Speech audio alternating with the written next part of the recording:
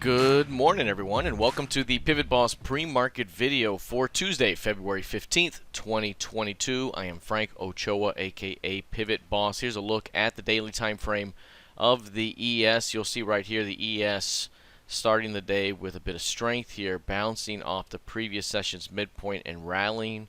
Already 50% stop run day through these highs, but we are holding at the highs over the last few hours.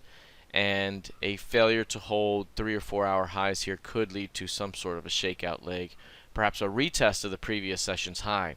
If there's any failure to hold above the previous session's high, that could be very bearish, as it could turn into a failed new high that leads to a bearish thrusting day, perhaps even a bearish outside day today. Again, watching the previous session's high, any pullback into that previous session's highs, bulls wants to defend.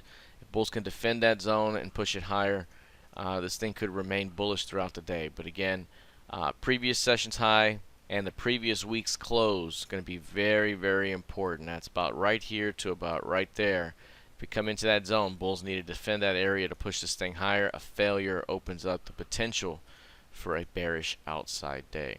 If we take a look here at the NQ, right now up about 1.5%. Also held the previous session's midpoint and rallied here through the previous high. Half the day's range below, half the day's range is above the previous session's high. And now looking to see, hey, can we hold this zone? Can we hold above the previous session's high? Can we hold above the previous week's close, which is still way down here? But if we can hold above the previous high, perhaps further strength can be seen ahead. A failure to hold that level would suggest rejection is developing, and again, rejection could lead us back to the midpoint and perhaps even become a bearish outside day in the most bearish instance. So continuing to watch that high is going to be very important. That is 14,400. Let's take a look now at crude oil. Crude oil remains very bullish and got a recent high of 95.82 in the previous session, nearly reaching our 96.03 key range target. That's a key range target that we've had in play ever since this rejection low. Back in December, we mentioned that that low right there likely targets this level as a high down the road because of the impulsive move that we had seen. That impulsive move down, a strong low, and if we got back to the midpoint, that would give us a key range with a shot to see these targets, the 50% target and the 100% target. So we've seen a tremendous continuation toward those targets, and now this pullback here could provide the final pullback before we see price hit the target and likely exceed it toward 98s. The bullish Pima trigger zone the bullish Pima trigger zone between the 8 and 21 has been super bullish. Today the low is the 8 period average, and prices below the previous session's low also attempting to be rejected. So if price can continue to hold 92s today, 92.09, we have a shot to return back toward the previous week's close of 93.90 and perhaps even higher. So right now bulls want to keep 92.09 bid, and even if we were to pull back a little bit, even tomorrow, again, bulls are looking to keep that area bid for a continuation toward 98s. If we take a look here at Bitcoin, Bitcoin rallying today, up 5% right now, and we've gotten a lower, higher low here at the moment, bouncing off the 8 period average in that 21 we talked about.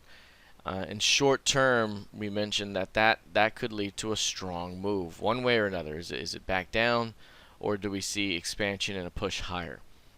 This compression right here suggests that we could see a move that takes us somewhere 8,000, 7,000, 8,000 points, as many as 10,000 points away. So we're looking at a potential to see something around 52K if price can continue to hold that 40,000 level on any pullback. We could be looking at a continuation toward that 52K. We didn't quite get a pullback as deep as 4,000. You can see a little bit of a dip yesterday, holding those MAs, and now pushing higher. But again, if prices can continue to hold on, Today could turn into a continuation higher throughout the session. The next day could be a pullback opportunity and a continuation higher. So right now, looking very, very solid on this turnaround for Bitcoin. If we take a look at Ethereum, this one's rallying even more, up 7.6% right now, breaking higher through the previous session's doji day.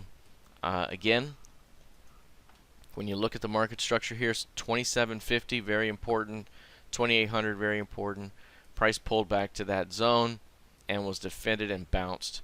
And in doing so here, again, the idea is you likely rotate back toward the previous year's close. Previous year's close is 36.85s. We're likely headed toward that route. Again, if prices, continue to chop here and fail at some point at 27.50, that could open up a retest here back toward these lows, or perhaps even a little bit lower. But until that happens, any pullback into here is going to continue to be defended by bulls for a shot at pushing this thing back to break even on the year.